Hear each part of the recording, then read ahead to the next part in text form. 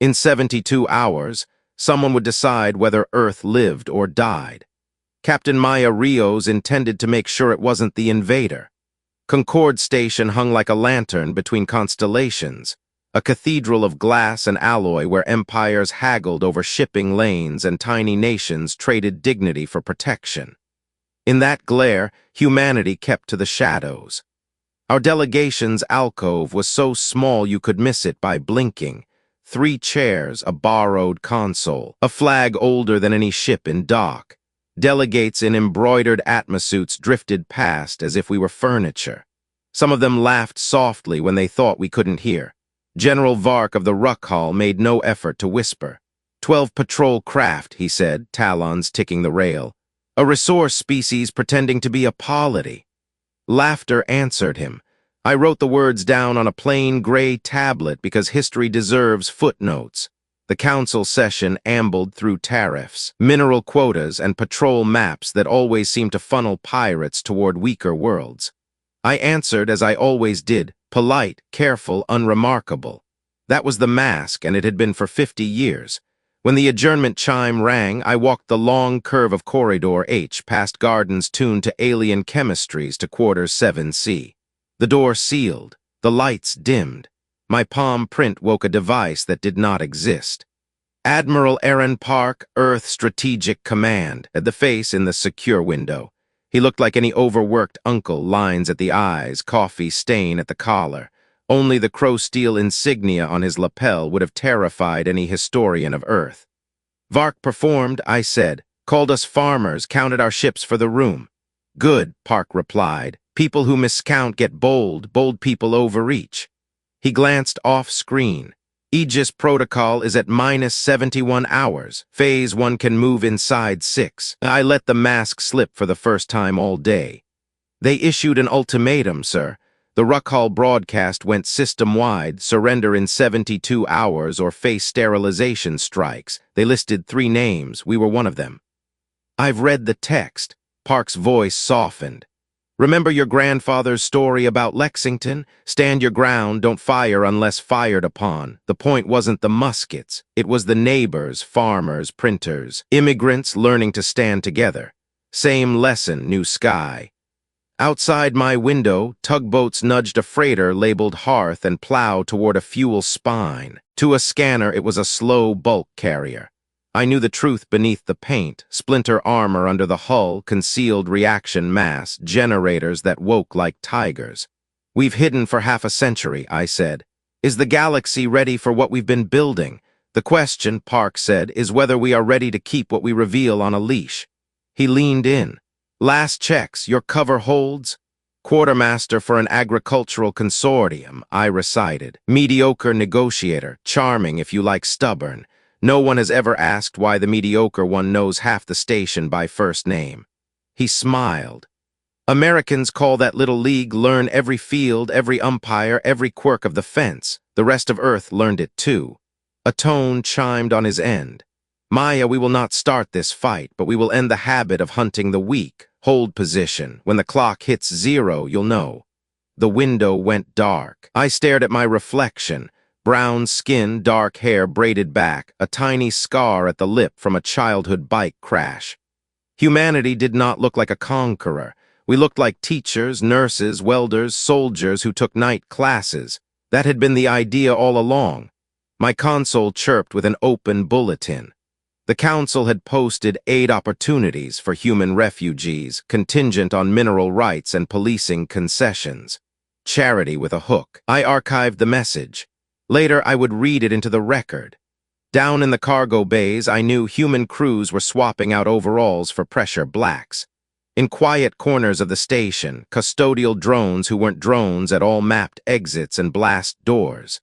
Far from here, on the dark limb of our moon, shift leads signed off on checklists for systems the galaxy did not believe we could build. We had learned from our own history, how factories retooled in weeks, how radio nets became lifelines, how 1,000 small workshops could outthink one proud arsenal. At 0300 Concord Station time, a courier packet slid into my door. No marking, no seal, no return. Inside, A paper map of New England, the kind you could buy in a gift shop off an interstate, creased so the fold fell across the towns where the first shots of another century were fired. Someone had circled a single word in blue pencil. Stand. I slid the map behind the old flag on our wall. Then I brewed the worst coffee on the station and waited for dawn that never comes in space. When it arrived on the station chrono anyway, I put on my borrowed blazer and walked back into the bright hall with my head high. The invaders would call us farmers again before noon. That was fine. They never remembered what farmers keep in their barns. Phase 1 did not begin with a trumpet. It began with a schedule change. In the belt, a refuel station called Waypoint Iris politely announced a maintenance window. Travelers grumbled. No one saw the petals of the station peel back like a steel flower to reveal masked drivers as long as cathedrals. In the Kepler spur, a labor union voted to pause shipments, and cargo lighters drifted, lazy as gulls, until their outer skins unpinned and fell away, clanging against armored ribs that had never seen sunlight. On the agrarian world of Sutter's Green, children were told there would be no classes for 2 days. The teachers were checking shelters. They also checked the town's water tower, whose base concealed an uplink that could whistle directions to 100 ships without lighting a single pixel on public nets. The galaxy had always sorted species into clean boxes: traders, warriors, mystics, clients. Humans had smiled and stepped into the label that paid bills and bought time. Behind that smile, we built a geometry of power that fit into the seams other people ignored. The backs of bulkheads, the hollow of a truss, the spare bay no inspector ever bothered to measure. We called the whole thing the Aegis network. It was not a single supership or a throne in the sky. It was 1,000 hands on 1,000 valves, junctions of logistics, energy, and trust. Break a parade and it reforms. Close a junction and a whole invasion forgets how to move. I toured Concorde's underside with a sanitation badge and a clipboard. Ductwork hummed like a choir. Behind a panel marked recirculation, only 2 machinists, one from Lagos, one from Boise, bolted a coil into place with the speed of people who had rehearsed since before they could vote. They nodded to me. We did not say names. One of them had a tattoo of a paper crane. The other wore a wedding band made of basalt. These were the faces no one counted when they measured fleets. Ethics briefings rolled across my personal feed while I walked. They were not fireworks. They were footnotes to power. Rules of engagement, protections for non-combatants, the baseline of a just war tradition hammered out over centuries of mistakes. If we must use force, the doctrine read, we will use no more than necessary and never to punish identity. We defend corridors, not pride. We disable machines, not futures. Under the text, a historian from Manila narrated how convoys once crossed oceans under blackout, and how a radio operator on a lonely ship could save more lives than a battleship's broadside. Force without discipline is just noise, she said. The universe has enough noise. The station's news walls played something else entirely. Talking heads calling us reckless, patronizing offers to shelter brave human families in return for mining leases, a scroll bar full of numbers that made us small. I let the words wash over me. Our story had never been persuasive to people who needed a camera to see. On the far side of Jupiter, a ship called Prairie Schooner cut thrust and tumbled end over end like a drinker's coin. A salvage skiff approached, greedy and helpful. As it matched spin, the schooner's belly seems cracked. Grain sacks spilled into the void, turning to a golden fog. The salvage captain cursed until the fog drifted aside and revealed the schooner's true frame, clean as a bone blade. The skiff backed off very carefully after that. At 1,400, Park pinged me again. We're visible to anyone who cares to look, he said. But they are not looking at the right things. Vark's people count hulls. We count junctions. The first is for parades. The second is for outcomes. Will we fire first? I asked. There was a long, careful silence. If we must fire at all, Park said, we will fire to stop firing. That night by the station clock, which meant nothing to the stars, I sat in the viewing bay and cued a teaching clip my mother used in her civics class, a short film about how a city powers itself. It talked about transformers and substations, about how you never notice the quiet miracle until it fails. Power is moral when it remains answerable, the narrator said, when people can say why it exists and how to turn it off. I remembered the map in my drawer and the word in blue pencil, stand. You stand best when you know where the switches are. The ultimatum timer ticked down in every public space.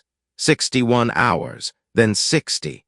Commuters posed for pictures beneath the numbers not because they believed them, but because they wanted documentation of how small they had been made to feel. I thought of the scrapbooks in my grandmother's house, ration cards, a photo of a shipyard with half its workers women in bandanas, a news clipping announcing that a factory in Detroit had made the last tank it would ever make.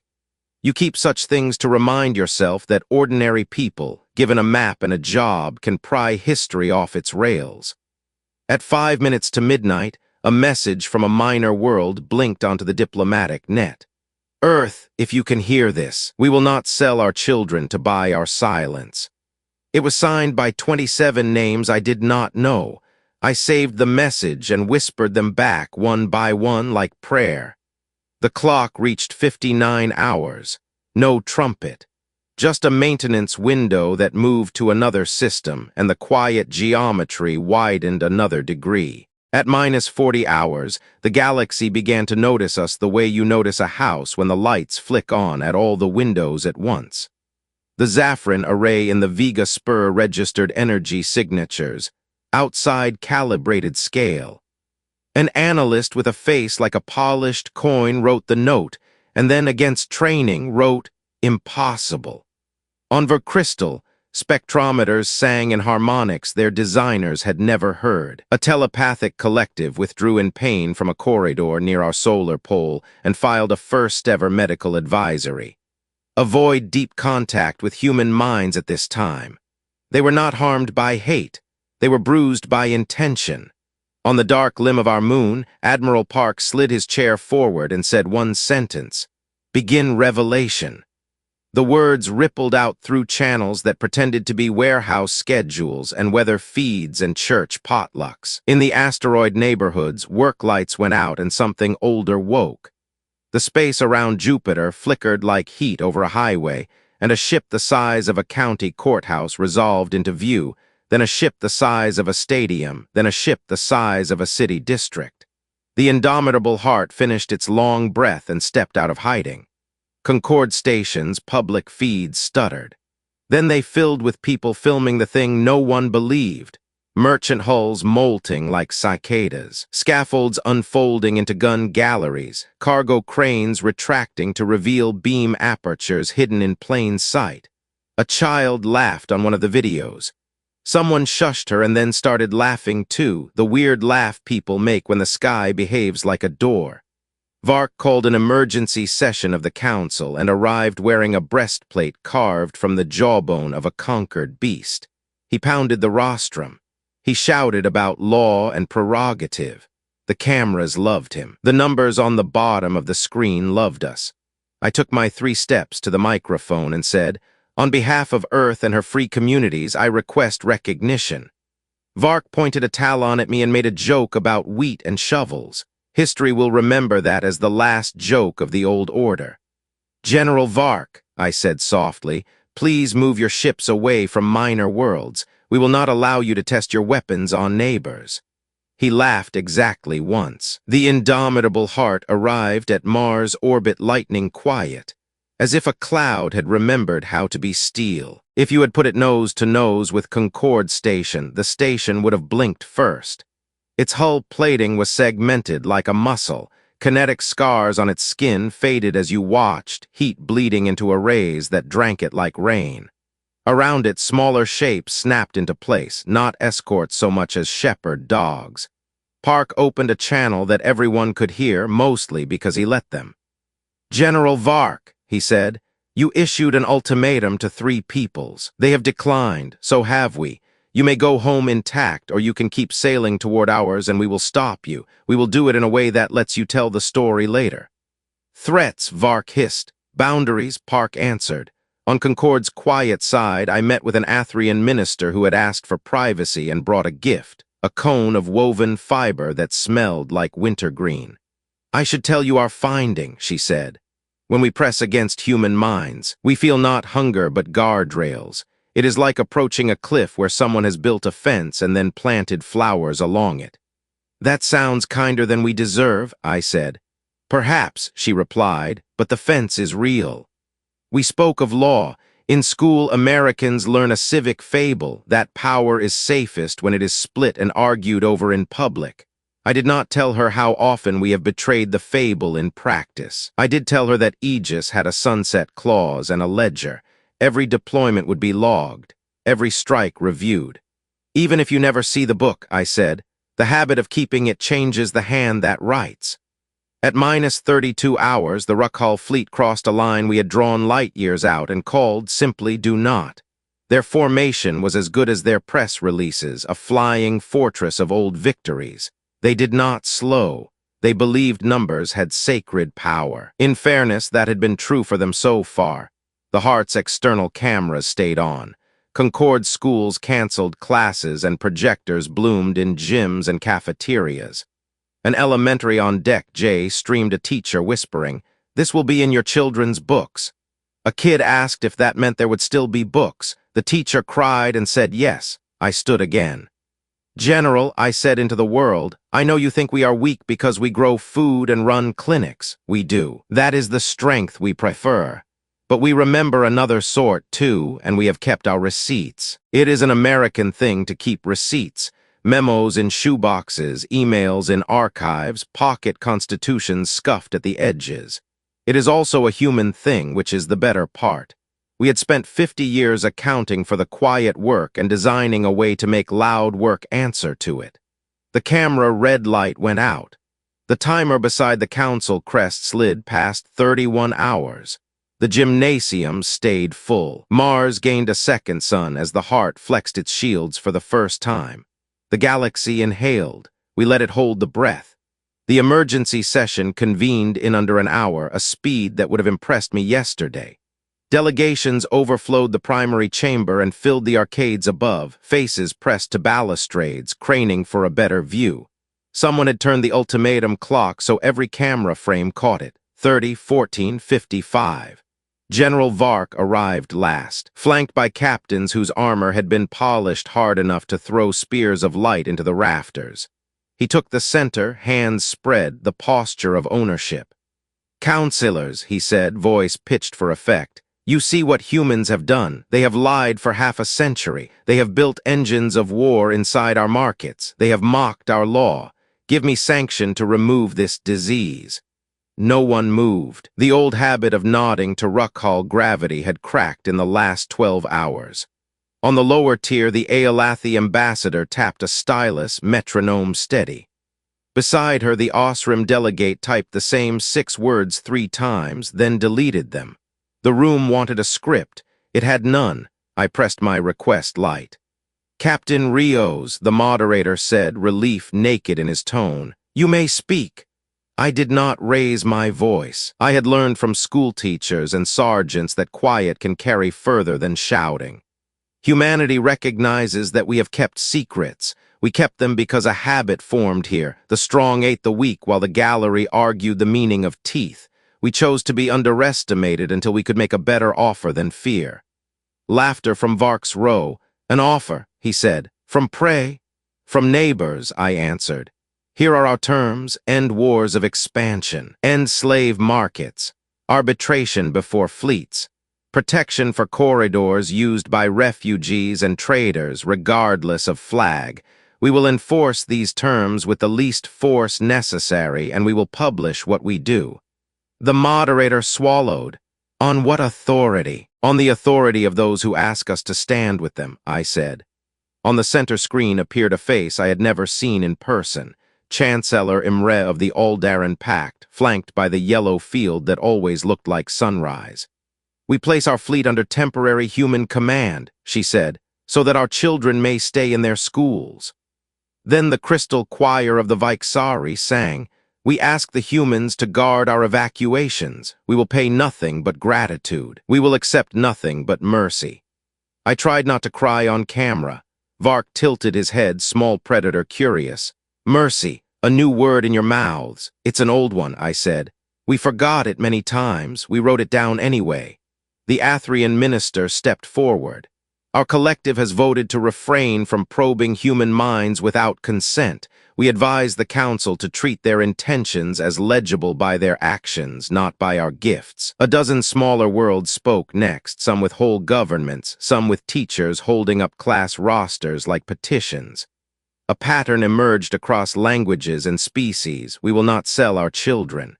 The clock read 28:09:13. Admiral Park did not enter the chamber. His voice filled it. "General Vark," he said, "you have your sanction given by yourself to do what you like to those who cannot stop you. We have ours, given by the people who asked. We will not shoot first. If you cross the line labeled do not, we will end your ability to cross lines for a while. You will be able to go home. You will be able to tell your story. Consider that a courtesy to history." Vark laughed. 4,000 ships tucked under the skirts of Sol do not frighten 10,000 under my banner. We do not count like you. Park's tone was almost friendly. We do not need to be everywhere. We need to be where movement happens. I took my light again. "General, there is a door you can still choose. This ends with your fleet intact, your pride bruised, and a galaxy learning a better habit, or it ends with you writing letters to parents you never met." He snarled, finally showing the thing he was under the medals. "Predators do not ask doors for blessing. We make doors." "Then you will meet carpenters," I said. The chamber fractured into 100 side arguments. The feeds outside lit with split screens. The council, a school gym on Deck J, a night market on Vercrystal where everyone had put their stalls on pause to watch, a farmhouse kitchen on Sutter's Green with a pot left to boil. In the pause, my console blinked. A secure note from Park. "Maya, once this starts, hold Concord. Your job is witnesses." I typed back, "Copy, witnesses ready." The clock dropped to 27:00:00 and threw a tone through every hall. Vark looked up at the sound like a man reminded of a dinner reservation. He came back to center, lifted his chin, and because old habits die only when something kills them, he gave an oration. It was a good one if you liked that kind of music, iron and birthright and the romance of taking. When he finished, the room was very quiet. "Example noted," I said. 27 hours left. The lines on the tactical map began to move, slow at first, then like weather rolling over a prairie.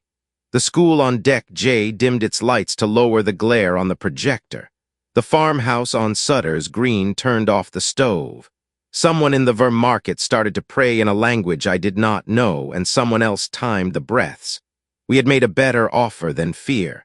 We would soon find out if it was enough to keep. Got it continuing seamlessly with parts 5-8 in English, matching the voice, structure, and ethical depth.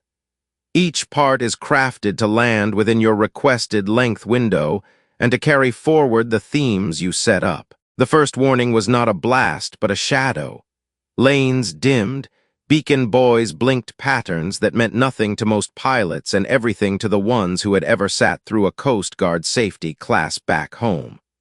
On the tactical maps, the Ruckhall Armada rolled like storm front.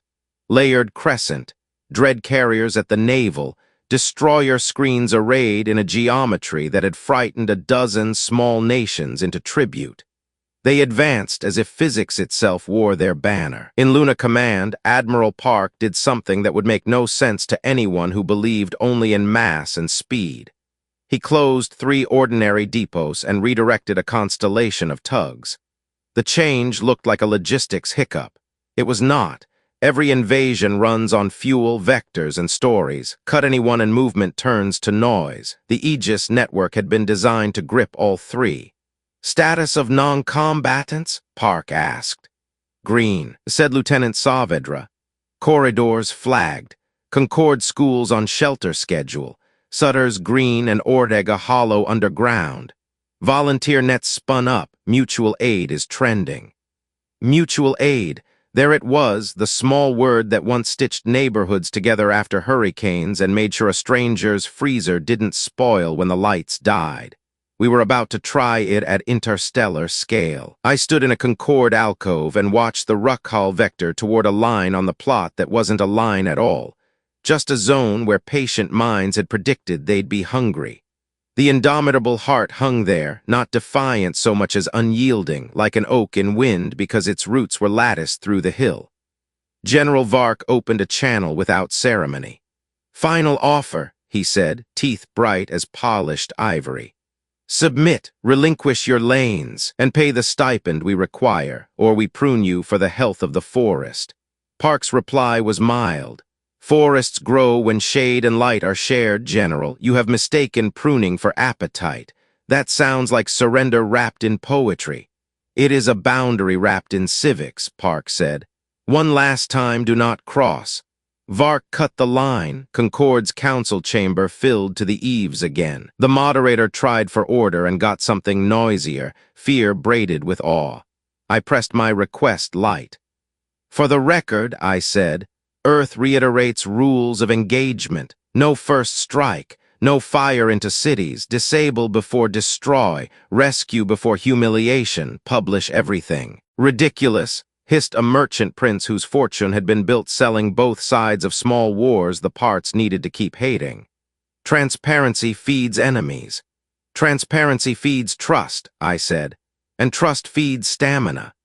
I didn't tell the chamber about the ledger, but I thought of it. The database that had swallowed a decade of arguments and footnotes, drawing its lines from traditions older than any starship. Just war theory, humanitarian law, the practical scruples of firefighters and nurses and union stewards. "Power must be answerable," one of the annotations read, "or it will become a story it tells itself." The Ruck-Hall vanguard brushed the do-not like a drunk shoulder checking a stranger in a doorway. The heart did not fire. Instead, a ring of nothing blossomed, space thickened as if a lens had been slid into void. Ruck-Hall targeting failed in a neat, modest wave. Only then did the heart speak with energy, pencil-thin threads directly into weapon capacitors, into guidance gyros, into the small tyrannies that made big tyrannies function. The vanguard stopped looking like an army and more like a parade that had forgotten the street names.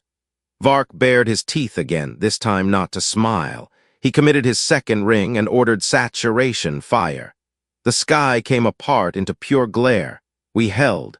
Holding is not spectacular. It is the work of shield harmonics tuned ugly perfect by people who have replaced 1,000 fuses in community centers and learned which circuits lie.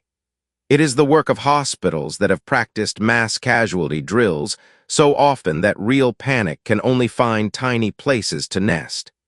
It is pilots who remember to breathe out, not in, when the alarms climb higher notes. We bled energy into sinks that were meant to be called on only in nightmares. The sinks took it and said, "More if you must." "Now," Park said, and the word traveled like a cup passed hand to hand at a barn raising. Aegis nodes in the belt flashed their signatures, not for the Ruck-Hall, but for the Watchers, the traders, the small worlds, the school kids under Concorde's projector light. "We are here," those pings said. "We will remain answerable." It looked like bragging until you remembered the lesson that tethers every republic. Consent keeps, fear only herds. The first Ruck-Hall cruiser to understand what was happening tried to flee sideways, and discovered that sideways had been quietly moved. Tugs with registry numbers no one had ever tattooed on fan posters grabbed gravity by its handles and twisted it a quarter turn. The cruiser drifted into a padded wall of our making and went inert, lights still on, guns still cold. We sent a tow. "Humiliation," Vark spat, watching his asset guided gently out of harm's way. "Boundaries," Park said again.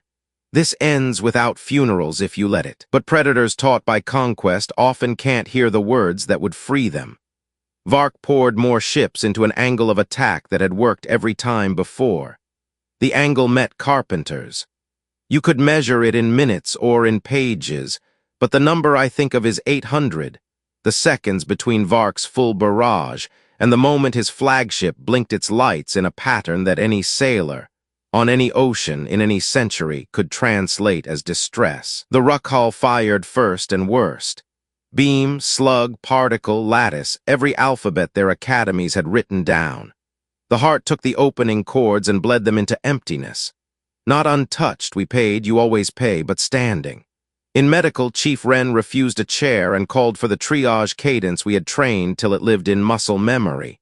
Red, black, yellow, green, airway first, breath check, pressure here. Remind the patient to look at you, not the gauges. When a nurse cried because the casualty in Bay 3 was wearing a mechanic's orange and her father had died in one, Wren put a hand on her shoulder. "We keep what the living will need," he said. "That includes you." Vark's second wave swung wide, seeking a flank that did not exist because the flank had been bought 2 decades ago with scholarships, treaties, and a promise made in a church basement on a backwater world. "If you need us, light this candle." A signal bloomed at Ordega Hollow. 3 flashes, pause, 1, and a door we had built under a grain silo opened to the exact tools a village needed to move its elderly downhill without turning ankles on loose gravel. War is logistics. So is mercy. At T+220, our counterfire went from scalpel to sentence.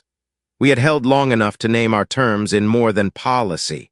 Disable, not destroy. Grips, not breaks. Show the onlookers how a bad habit can end in a different story than humiliation.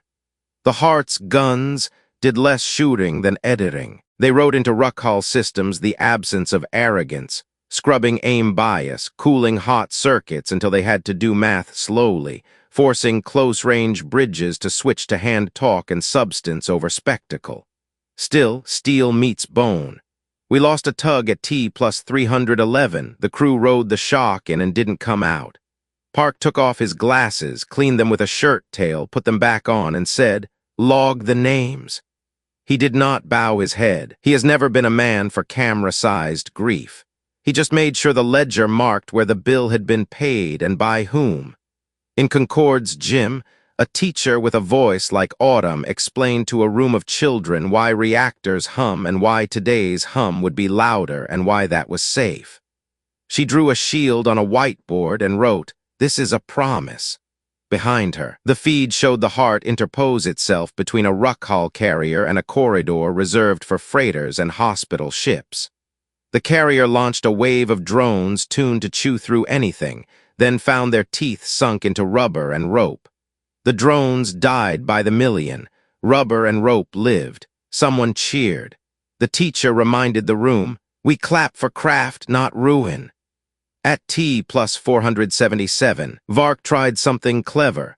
He ordered a slice of his fleet to fake a rout and drag the fight over Sutter's Green, betting we'd either show our hand by protecting the farms or protect the Heart and reveal hypocrisy. Aegis had been written to shrug at such traps. We did not chase. We shifted the geometry, child of tugboats and switchyards and the long American memory of rail, so that the route slid into a cul-de-sac stenciled with a sign invisible to cameras but visible to any conscience. School zone.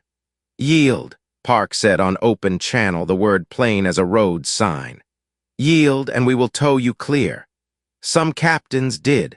Their ships went dim and drifted into the cupped hands of belt nodes, where volunteers in pressure blacks slipped safety lines across hulls still warm with anger. Other captains swallowed arrogance like broken glass and kept firing.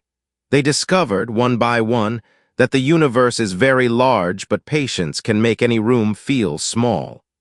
At T+623, the flagship Aster of Teeth shaved our shields down to ribs. The deck shook. I memorized the way the vibrations climbed stairs, because details like that matter to future witnesses. Bridge Officer Hua rerouted through a coil we had installed using parts bought from a catalog that also sells espresso machines. The coil held, the room did not cheer, it breathed. Then silence, the kind you hear only after too much sound. The Aster's forward arrays guttered, her lights blinked distress. A medic on our side said please into her mask for what, I don't know, and we dragged the flagship clear of the corridor with tugs whose captains had grown up moving hurricane debris from roads so ambulances could reach the far holler. 800 seconds. When it was finished, the ruck hull still floated, but not as an army. We kept our ledger. Park pressed his palms on the console as if it were a baptismal font and said, as if to himself, "Hold fast, publish." We did. The holos filled with the record, what we had fired, where, why. We redacted crew names that grief might target. We left in our mistakes. We annotated losses with the humility of people who intend to return to neighbors. In the council chamber, General Vark watched the feed and tried 3 times to find a line that would turn this into theater. He chose instead the oldest line of all, the one that sometimes saves men who have learned too much the hard way. He said, "Enough." The old story of empire says, after the enemy lowers their weapons, you raise your flag and take what tribute you like. Our story went sideways. We raised stretchers, not banners. Concorde's med bay overflowed in a way no drill can fully simulate. Ruck hull wounded came in under escort, some spitting, some crying, some stunned by the gentle fact of triage that did not sort by uniform. Chief Wren assigned a ruck hull medic to each human team and gave them the same orders. Airway, bleeding, pressure. One protested, "These are prey." Wren said, "These are patients," and she set a tourniquet with hands that would not shake again that day. On Verkrystal, a slave market square found itself occupied not by armored marines with a taste for vengeance, but by public defenders and social workers holding stacks of papers and blank tablets. The words they said did not carry the thrill of victory.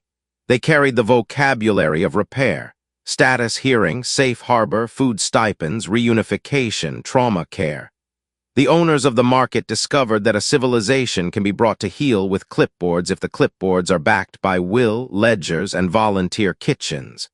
We declined parades. We accepted signed promises. We wrote enforcement calendars into the light, not into vaults. If we hide the dates, Park said, someone will spend lives finding them. Better to ask for help remembering. It sounded naive, the kind of thing cynics love to puncture. It proved, like daylight saving time and library fines, to be a habit a community can carry if enough people agree to set watches and show up. Not everyone liked the new order. A cartel called the Hagrin Syndicate tried to pivot into security services, promising to keep the rougher corners of the galaxy in line so Aegis could stay clean. We declined their brand of clean. Nodes appeared at the edges of their operations like conscience. And where conscience failed, a tug with its lights on. When Hagrin ships rammed a hospital ferry near Ordega Hollow, we disabled their drives and posted every second of the rescue, including our worst moments. The dropped gurney, the pulse we didn't keep, a pilot whose voice cracked when she said the word mother.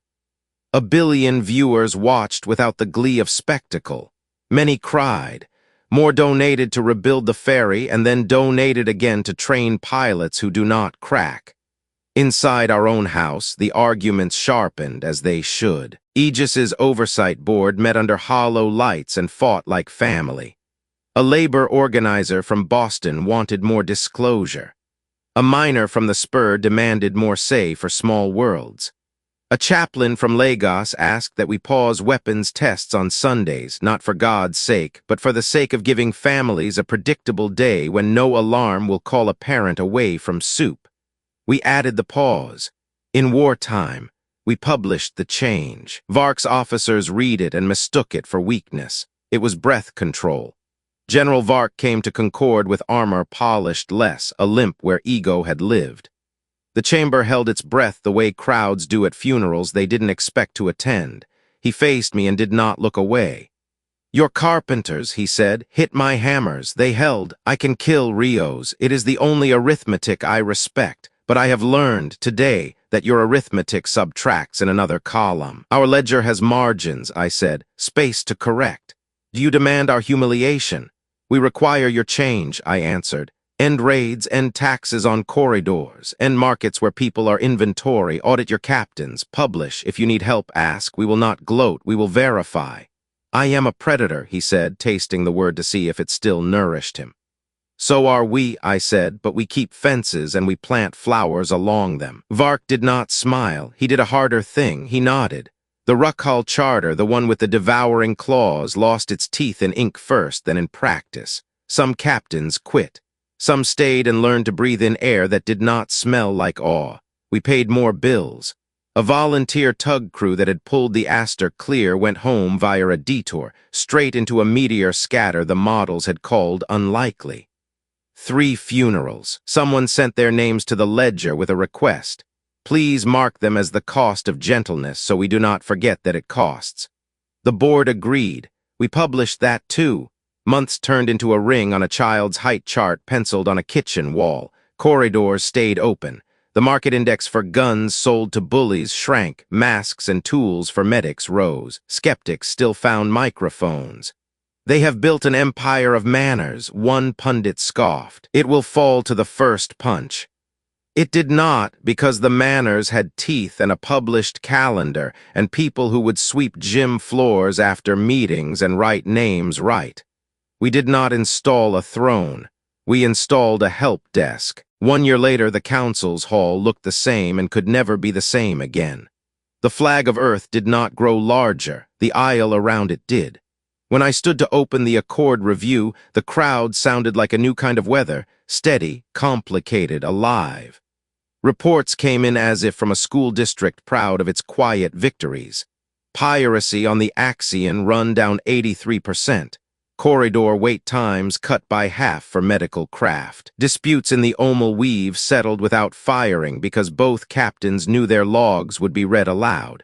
Trade rose, as it always does when fear is taxed less than trust. In the gallery, kids held up hand-painted signs with jokes so ordinary they made me tear up. Don't close the library. My mom is a pilot. Please stop launching during exams. Admiral Park had more white at the temples and a softness in the shoulders he would deny if asked. He attended by holo and began with the same inventory he had kept since he first ran a clipper from a busted colony field. Losses suffered, lessons filed, lives saved. He named the dead without music, which made the names heavier and more honest. We invited the Athrian minister to speak. She no longer carried the guarded worry she had worn the day we turned her people's gift away from our skulls. We have learned a humility we did not think a gift-giver needed. She said, "You asked us to trust what can be seen and counted. We discover that consent is a sense, too." Chancellor Imre of the Aldaran Pact presented a thing so prosaic it felt like a sacrament, a budget line. We moved funds from defense procurement to disaster relief, she said, because storms kill more citizens than enemies when enemies stop pretending to be storms. Chamber laughed, the delighted laugh of people hearing a truth they can retell around kitchen tables. The line would be copied into 1,000 budgets by dusk. General Vark stood, no armor, just a jacket that had known rain. My captains are learning audits, he said. They despise them, then they sleep better. We are bad at publishing. We will learn faster if you keep reading. He tried a smile. It cracked. He let it. I believed the crack more than I would have believed a grin. A predator who can keep his teeth and choose his diet is a man worth betting on. We tabled motions for more than an hour so the children on Deck J could present a science fair project. A model corridor with rubber band gravity and little paper tugs. A boy with a chipped tooth explained why yield should be taught in pilot school with the same reverence as orbital mechanics. A girl whose father wore a mechanic's orange explained energy sinks with a muffin tin and a bag of marbles. This one is labeled being mean on purpose, she said, and dumped it. The tin held. We clapped the way towns clap for parades where everyone marching lives on their street. I asked for the floor one last time. We cannot make a piece that fixes gravity, I said. We can write a map. It will be messy. It will need erasing and redrawing. It will have coffee stains and tears. But if we keep publishing the map and agreeing that school zones stay school zones, that corridors remain open to people with groceries and medicines, we may deserve what we are asking the stars to give us. Someone in the gallery shouted, "What do you call this?" expecting a title big enough to freight a decade. I thought of my grandmother's scrapbook and the blue pencil across the map stand. "I call it a neighborhood," I said. We went back to work. That is the part stories skip because it is not cinematic, but it is the only part that keeps what speeches promise. Aegis nodes now run office hours. Tugs swing through towns to teach kids how to tie knots and file requests and grieve without turning grief into cruelty.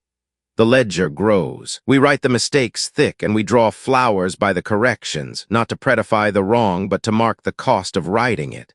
We make Sunday pauses when we can. We break them when we must. We publish each break and say what it bought. On Sutter's Green, the grain silo door that once hid a signal now hides a library.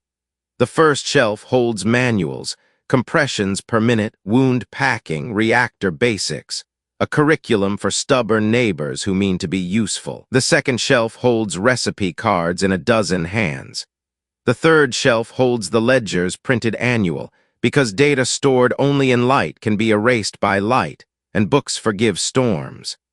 At night, when Concord dims to a soft blue and the schools let out the last of their students, I walk the long curve of the corridor and pass the old flag. I still keep the map behind it, the cheap tourist fold-out with the blue pencil word. I take it out sometimes and trace the crease that crosses the places where the first shots of another century were fired.